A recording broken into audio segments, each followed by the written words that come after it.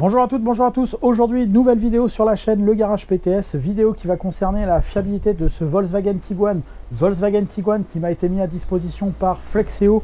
Et le prétexte aujourd'hui, ça va être de parler de la fiabilité de ce modèle. Je vous rappelle que sur la chaîne, vous avez le test déjà de ce Tiguan 2 en TDI.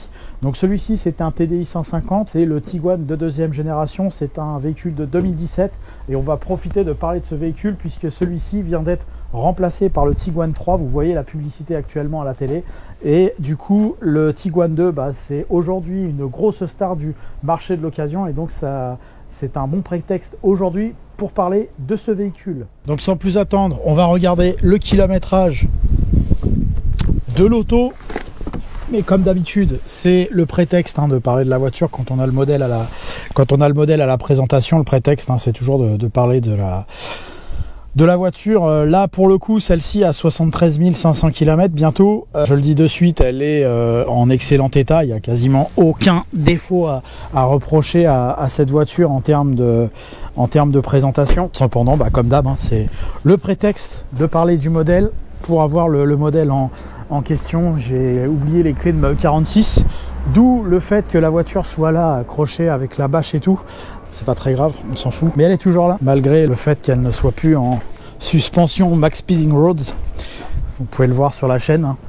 Donc, ce Tiguan sorti en 2017, ce Tiguan 2, a immédiatement un très bel aspect visuel quand on le voit au premier abord, dans cette catégorie des SUV, des crossovers, enfin je sais pas tous les termes techniques qu'ils peuvent inventer pour qualifier cette catégorie. Et on peut le dire de suite, la qualité de fabrication à l'extérieur de ce Tiguan est également sans reproche sur cette voiture. La qualité de présentation générale de ces Tiguan est sans aucun reproche. On peut dès à présent le dire, il ne faut pas faire de mystère, tel est le cas. Les ajustements, là comme ici, sont tous de très bonne qualité. Les plastiques extérieurs, comme ces petites finitions laquées, tout de suite c'est de très belle qualité. Les espèces de petits chromes ici sont pas mal.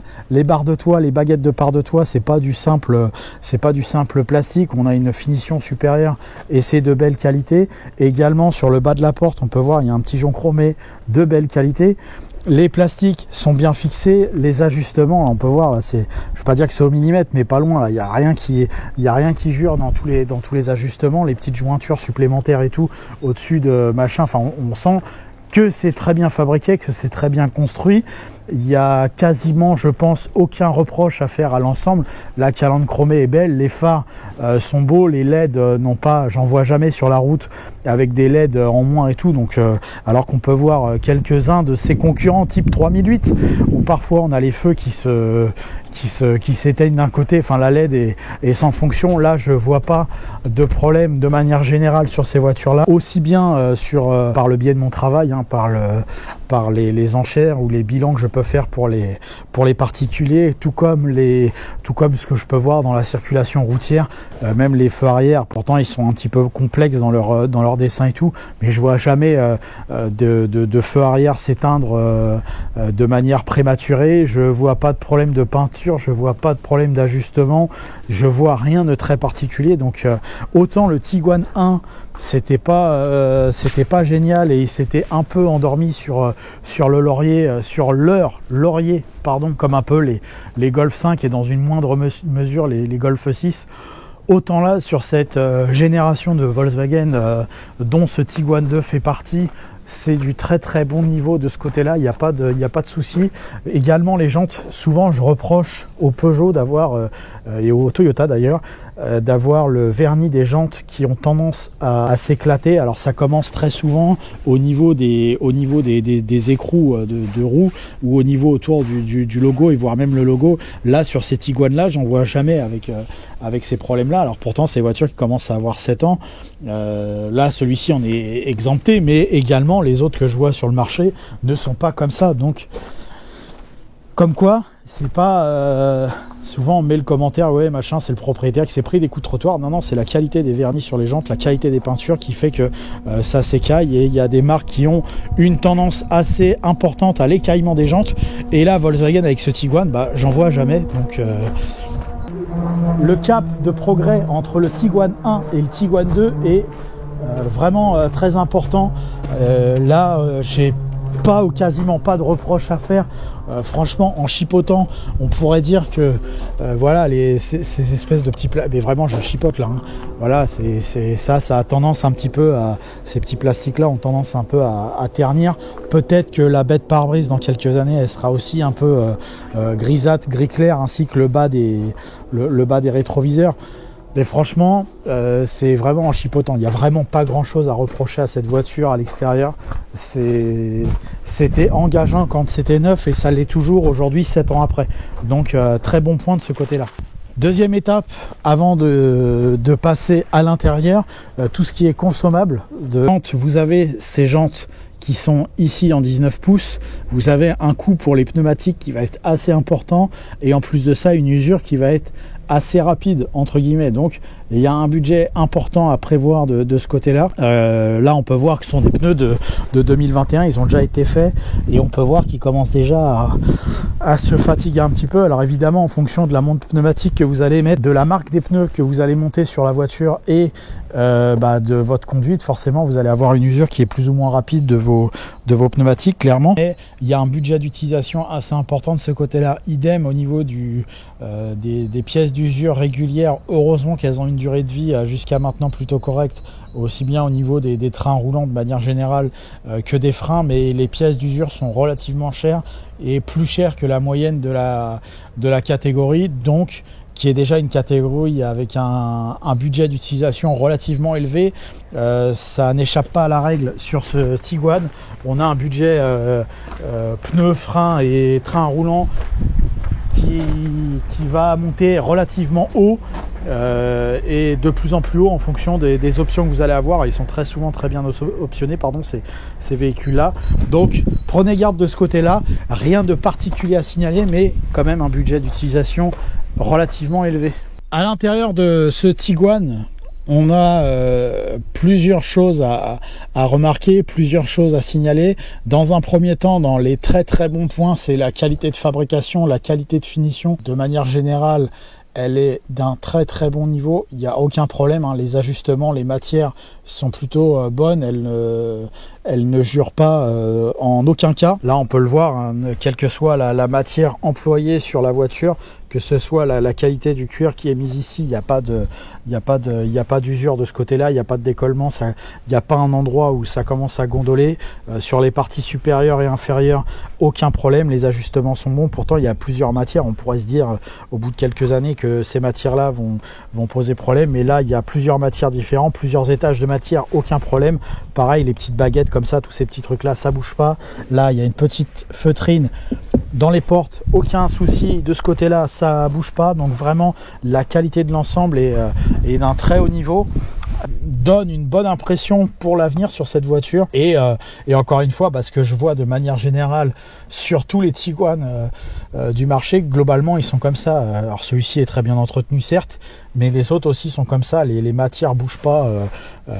Il faut vraiment y aller pour les rayer. Là ces petites finitions laquées, elles sont de très bon niveau, ça raille pas, enfin je veux dire voilà.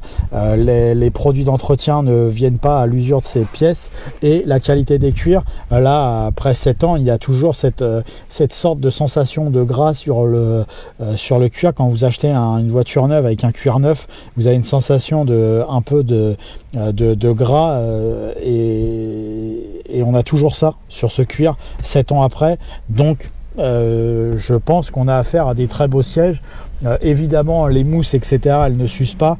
On a un très bon niveau dans l'ensemble de cette voiture d'un point de vue fiabilité d'intérieur. Les ajustements sont parfaits. Le cuir du volant, je pense que comme il est de la même matière que les autres Volkswagen, à terme avec les bagues et tout, il va présenter un petit peu de fragilité, mais c'est normal, ce sera de l'usure classique et ce sera d'un très bon niveau par rapport au reste. Là où ça peut se gâter un petit peu, voire beaucoup, c'est sur la partie électronique de ces Tiguan. Peut poser le plus de problèmes sur cette voiture. On a un nombre relativement important de gens qui vont se plaindre de différentes choses sur la partie électronique de cette voiture. Alors c'est évidemment comme toute voiture moderne haut de gamme, des voitures avec un niveau de technologie très important, et en termes de maîtrise c'est pas le top.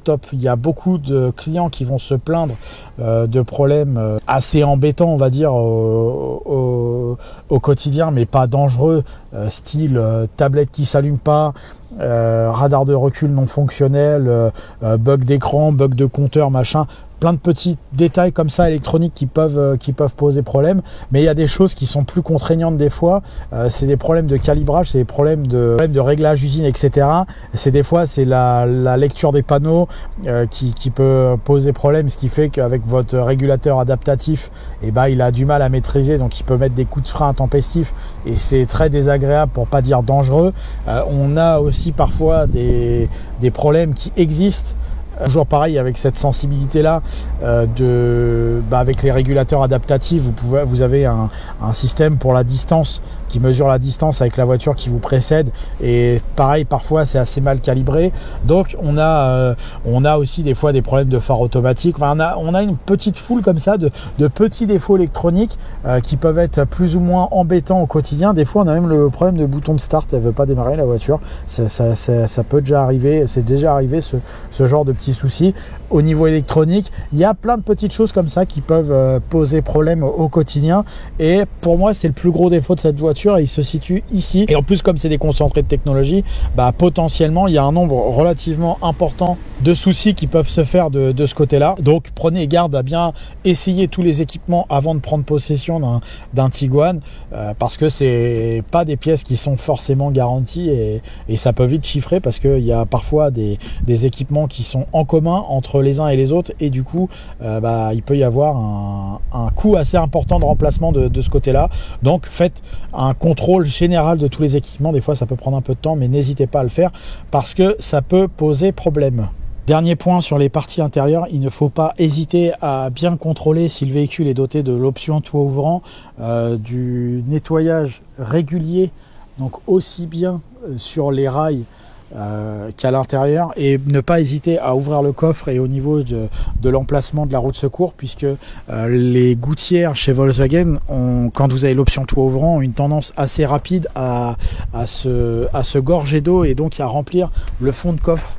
Donc il ne faut pas hésiter, si la voiture a été stationnée sous les feuilles assez régulièrement, de contrôler ça, parce que c'est parfois la mauvaise surprise d'hiver d'avoir le fond de coffre plein d'eau, et c'est assez évidemment désagréable de ce côté-là. Que les précédentes générations de Volkswagen, ils ont amélioré assez nettement la qualité de leur mécanique, bien qu'avant ça ne posait pas véritablement de problème au quotidien.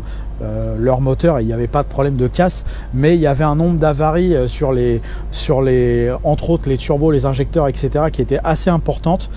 Ça existe toujours, mais c'est nettement moins important qu'avant. Donc ce qui fait qu'il y a un certain progrès, et il faut louer quand il y a des progrès de ce côté-là. Les avaries d'un point de vue turbo, Vanneger, FAP, etc., injecteurs, existent toujours, mais c'est des cas nettement plus rares qu'avant, donc vous êtes plutôt tranquille.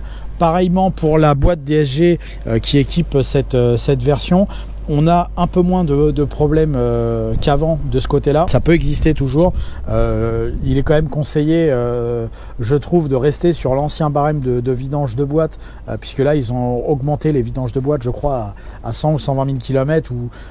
Ils l'ont monté. Moi, je pense qu'il vaut mieux augmenter le niveau de vidange de boîte et essayer de faire la révision tous les 60 000. C'est quand même plus appréciable, parce que, encore une fois, les problèmes de mécatronique ou les problèmes de faisceaux électriques sur la boîte peuvent poser problème et vous mettre une voiture hors service pour si peu. Contrôle de boîte un peu plus régulier et vous serez plus tranquille. Par contre, il y a une proportion sur ces 2 litres TDI à consommer pas mal d'huile qui est variable en fonction des modèles que vous avez sous la main, mais globalement c'est un véhicule qui est assez gourmand de ce côté-là.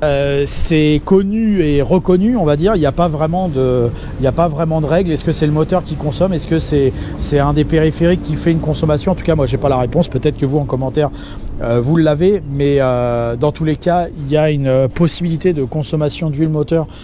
Globalement, généralement chez Volkswagen, c'est assez courant, mais sur ces 2 litres TDI en particulier, donc soyez vigilants de ce côté-là.